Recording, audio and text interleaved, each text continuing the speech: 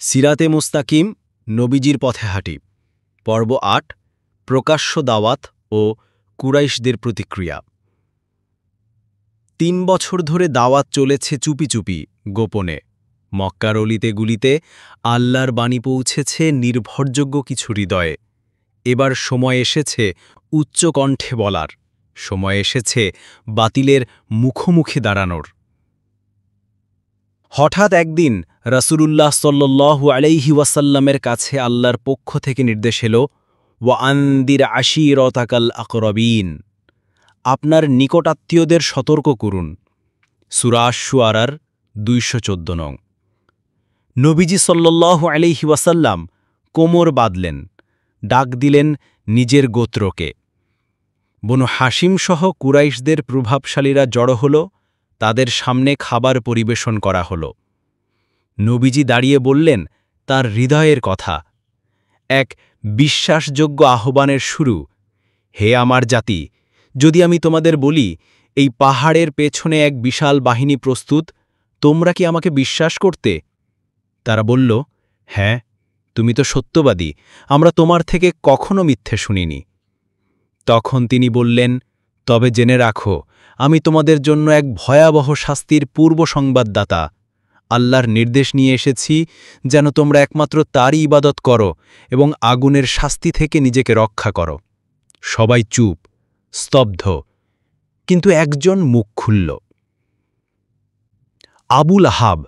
সে গর্জে উঠল তোমার জন্য ধ্বংস হোক এটাই কি ছিল তোমার বলার কথা সঙ্গে সঙ্গেই নাজিল হল সেই ভয়ঙ্কর আয়াত তাব্বাত ইয়াদা আবি লাহাবিন ওয়াতাব্বা ধ্বংস হোক আবুল আহাবের ২ হাত এবং ধ্বংস সে নিজে এরপর শুরু হল প্রকাশ্য দাওয়াত রাসূল সাল্লাল্লাহু আলাইহি ওয়াসাল্লাম বের হলেন কাবার চত্বর হাট বাজার পাহাড় প্রান্তর ঘুরে লোকদের ডাক দিলেন লা ইলাহা ইল্লাল্লাহ বলো সফল হবে কিন্তু কুরাইশ তা সহ্য করতে পারল না তারা বলল সে কি আমাদের দেবতাদের নিয়ে বিদ্রূপ করছে সে কি আমাদের পিতৃপুরুষদের ধর্ম ছাড়তে বলছে সে তো এক কবি জাদুকর নাকি পাগল তারা রাসূল সাল্লাল্লাহু আলাইহি ওয়াসাল্লামকে অনুসরণ করত আর লোকদের সাবধান করত এই যুবক যেন তোমার সন্তান বন্ধু আত্মীয়কে বিভ্রান্ত না করে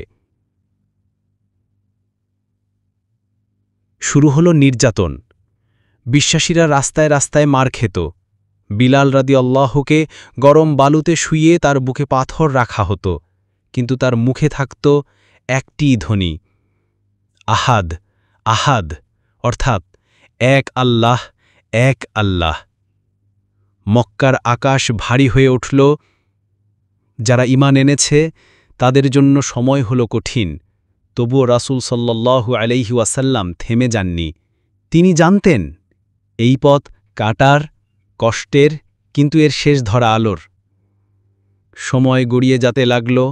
কুরাইশ নেতারা মিটিং করল একের পর এক তারা চাইল নবীজি থেমে যান চুপ থাকেন কিন্তু